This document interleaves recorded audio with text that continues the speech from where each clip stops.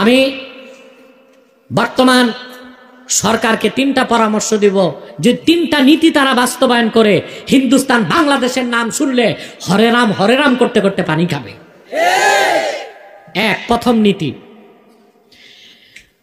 ভারতের বাংলাদেশের পাশে হচ্ছে শিলিগুড়ি করিডোর, চিকেন নেক বলা হয়। লালমনিরহাট একটা এয়ারপোর্ট আছে, ব্রিটিশ আমলে 1931 সালে করা হয়েছিল। এই এয়ারপোর্টটা বন্ধ। আমি সরকারকে বলবো লালমনিরহাটের সেই এয়ারপোর্ট থেকে মাত্র 12 কিলোমিটার দূরে চিকেন নেক। আমি বলবো বর্তমান সরকারকে আপনারা বাংলাদেশ বিমান বাহিনীকে সেখানে ঘাঁটি করে দিন।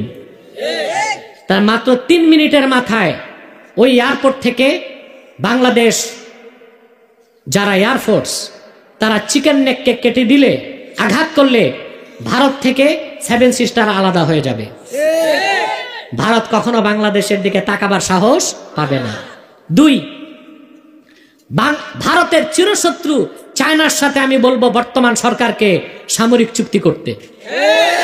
3, সমস্ত আমদানি রপ্তানি বন্ধ করে বাংলাদেশের উচিত অন্য কোন রাষ্ট্র, অন্য যে রাষ্ট্রগুলো আছে তাদের সাথে বাণিজ্য চুক্তি করা।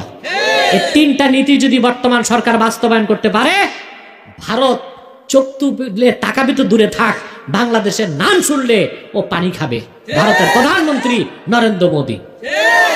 কিন্তু প্রশ্ন হচ্ছে এই সাহসী পদক্ষেপগুলো বর্তমান সরকার গ্রহণ করতে পারবে কিনা, এটি আমাদের প্রশ্ন। কারণ যত উপদেষ্টা বলা ঠিক না, সব মেরুদণ্ডহীন। অতএব জনগণ কি